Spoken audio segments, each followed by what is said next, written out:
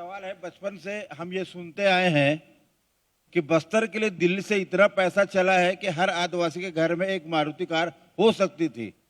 क्या हर आदिवासी के घर में एक मारुति कार खड़ी हो सकती थी, इतना पैसा दिल्ली से चला है, ऐसा बचपन से हम सुनते आए हैं।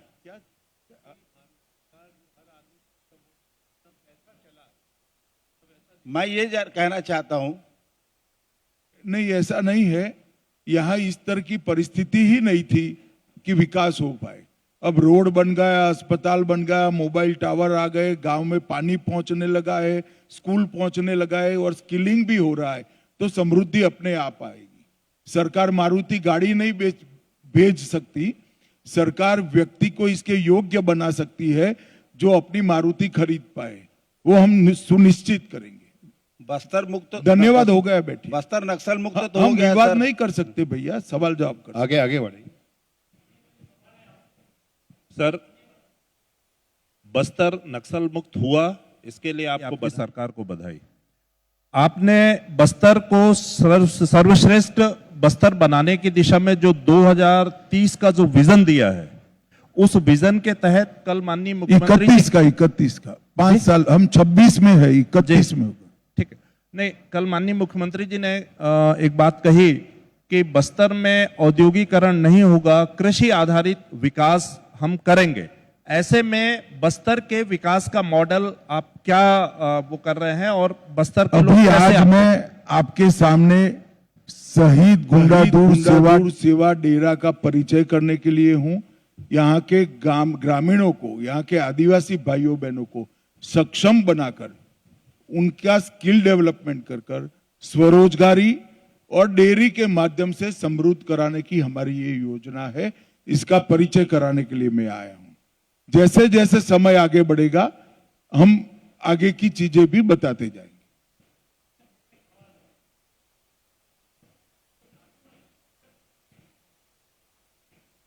भाई माइक दे दो वहां।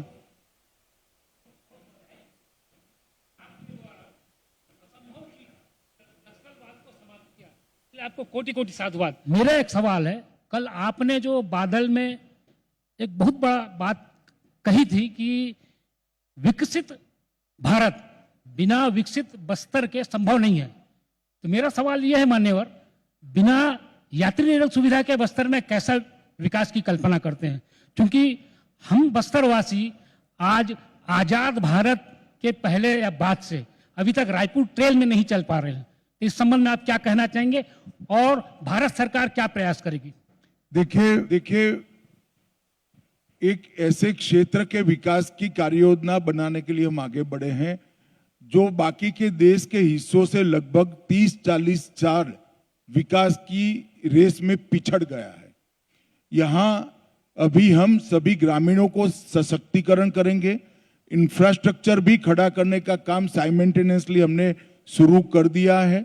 यहाँ इरिगेशन की योजनाओं का भी डिजाइन हो रहा है, रेलवे भी पहुंच रही है और साथ में एक बार ये पहला चरण समाप्त होने के बाद बस्तर के संपूर्ण विकास की भी कार्य योजना हम बनाएंगे। परंतु मैं इतना सुनिश्चित करना चाहता हूं कि बस्तर का हर नागरिक की अभी जो एवरेज आय है उसको कम से कम हम 5 साल में 6 गुना करने का काम करेंगे। इसमें कोई संशय रखने की जरूरत नहीं और इसका वैज्ञानिक आयोजन हमारे साथ उपलब्ध है।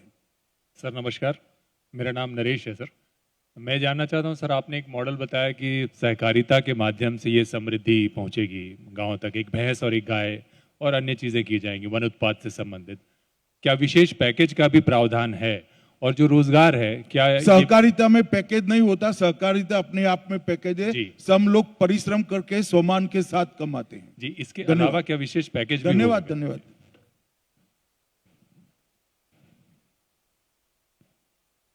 सर नमस्कार। बस्तर नक्सल मुक्त हो गया है, लेकिन बस्तर में एक अफवाह तेजी से फैल रही है कि अब जल जंगल जमीन भी खत्म हो जाएगा। आदिवासियों को क्या मैसेज देना चाहेंगे? आदिवासियों को क्या मैसेज देना चाहेंगे? मैंने यही कहा, मैं बस्तर वासियों को फिर से कहना चाहता हूं कि जिन्होंने 50 साल तक बस्तर को बंदूक के साए में रखा, वो भेष बदलकर, नाम बदलकर, बात बदलकर आए तो भरोसा मत करना। आपकी चुनी हुई तहसील पंचायत, आपकी चुनी हुई जिला पंचायत, आपकी चुनी हुई राज्य सरकार और आपकी चुनी हुई भारत सरकार का भरोसा करना, वो ही बस्तर को विकसित कर सकते हैं। जो उकसाने आते हैं उनको एक बात जरूर कहना चाहिए कि 2 साल जरा बस्तर में रह जाओ, दिल्ली में जाए बगैर, तभी जाकर यहां पर सच अर्थ में विकास का सवेरा होगा। सर, मैं अंकित मिश्रा हूँ। अभी जो नक्सलियों ने जो पुनर्वास किया है, आने वाले समय में इनको लेकर के क्या तैयारियां हैं कि दोबारा जो है वो फिर से नक्सलवाद के रास्ते पे न जाएं, उनको भरोसे में लिया जा सके? देखिए, पुनर्वास किए हुए सारे नक्सली भाइयों बहनों के लिए भारत सरकार ने 20 करोड़ रुपया खर्च कर एक सेंटर बनाया है, जहां अभी उनका स्किलिंग भी हो रहा है।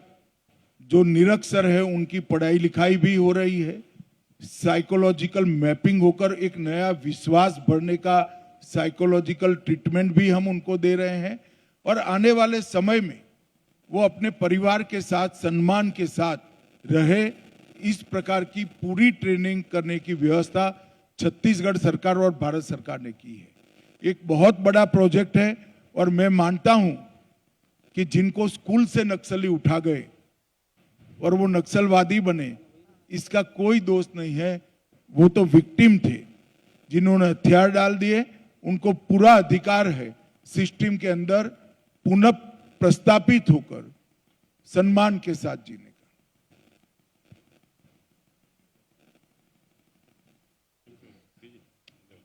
गृह मंत्री जी, नक्सलवाद मंत्री महोदय जी, मेरा ये सवाल है कि नक्सलवाद तो खत्म होने का जिस तरह से दावा किया जा रहा है, ठीक है, नक्सलवाद खत्म हो गया, आगे क्या? बस्तर अभी जिस स्थिति में है वो उसको विकसित होने में अभी एक्चुअल में आपने एक समय अवधि दिया था कि 31 मार्च तक नक्सलवाद खत्म हो जाएगा। अब हमारा ये सवाल है कि अब कब तक आपका ध्यान कहीं बाहर था, मैं पहले कह चुका हूं, फिर से बता देता हूं, 2031 तक। 2000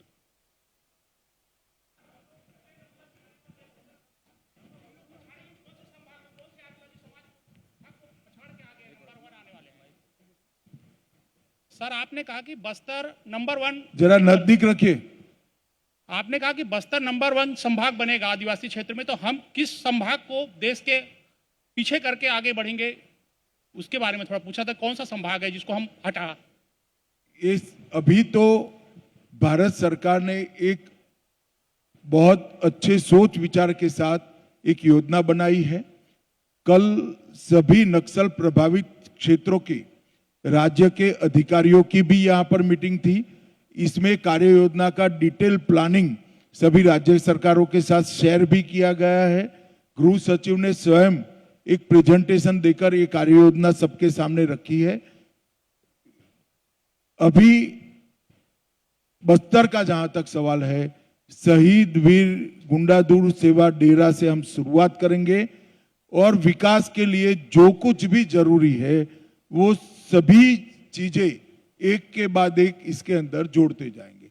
अभी सबसे बड़ी जरूरियात है लोगों को सरकार की सारी योजनाओं का लाभ मिले, 100% सैचुरेशन तक पहुंचे, स्किलिंग हो, कोऑपरेटिव के माध्यम से उनकी आय को बढ़ाया जाए और फिर संपूर्ण विकास की दिशा में भी हम आगे बढ़ेंगे। सर, आपने कहा बस्तर बदल रहा है, बस्तर की युवाओं के भविष्य के लिए केंद्र सरकार का सबसे बड़ा विजन क्या रहेगा सर?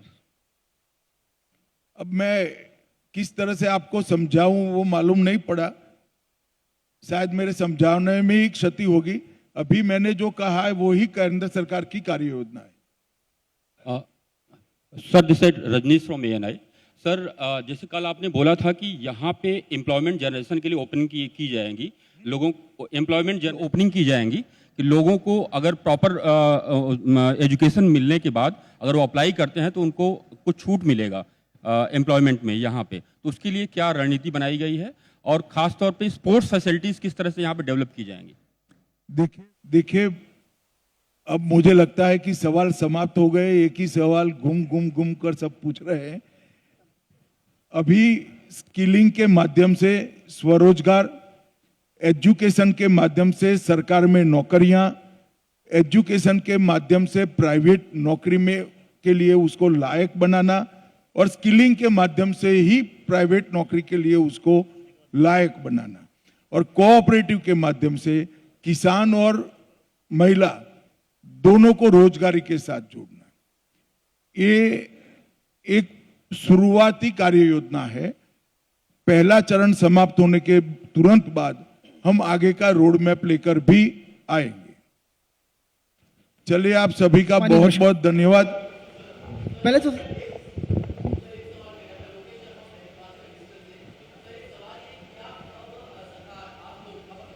आप लोगों ने बताया है, तो क्या सर एक जनरेशन शिफ्ट वाले मॉडल पर आप लोग काम कर रहे हैं? क्या आने वाले समय में बस्तर का कोई बच्चा पलायन करके अन्य राज्य नहीं जाएगा? क्या बस्तर के लोगों को आधुनिक सुविधाएं यहाँ मिल पाएगी? क्या बस्तर में एम्स की कहाँ स्थापना थे? हो मैं पाएगी? सारी चीजें बोल गया।